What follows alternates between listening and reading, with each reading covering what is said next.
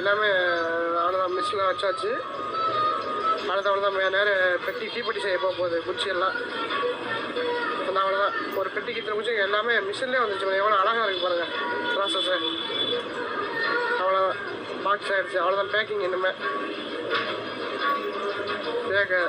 Packing ஆகிடுச்சு. அவ்வளோதான். அடுத்து இனிமேல் இந்த தீப்பெட்டி தான் நமக்கு இத்தனை பேரோட உழைப்பு, இத்தனை பேரோட இது பட்டு தான் நமக்கு இங்கே வந்து சேல்ஸுக்கு. பாருங்கள், நம்ம ₹1 ஒரு தீப்பெட்டியாக வாங்கி ஈஸியாக கொளுத்திட்டு போயிடுறோம். அந்த ஒரு தீப்பெட்டிக்கு பின்னால் எத்தனை பேரோட உழைப்பு இருக்குன்னு பாருங்கள். ஒரு மரத்தை அழகாக செதுக்கி அதை பாருங்கள் எடுத்து கொண்டு மிஷினில் வச்சு ஸ்லைஸ் பண்ணுறாங்க. ஸ்லைஸாக போகுது. ஸ்லைஸாக எடுத்துகிட்டு போகிறாங்க. மறுபடியும் கொண்டு அடுத்த ப்ராசஸ் போகிறாங்க. அடுத்து கொண்டு அதை வந்து குச்சாக மாற்ற போகிறாங்க. அடுக்கி வைக்கிறாங்க வரிசையாக. அவ்வளோதான். மிஷினில் வெட்டி அந்த தீக்குச்சி வருது பாருங்கள். ஒரு தீக்குச்சி உருவாக எத்தனை பேர் உழைப்பு, எத்தனை நாளாகுது பாருங்கள். நம்ம ₹1 ஒரு தீப்பெட்டி வாங்கி ஈஸியாக கொளுத்தி கீழே வேஸ்ட் ஆகிட்டு போயிடுறோம் பாருங்கள்.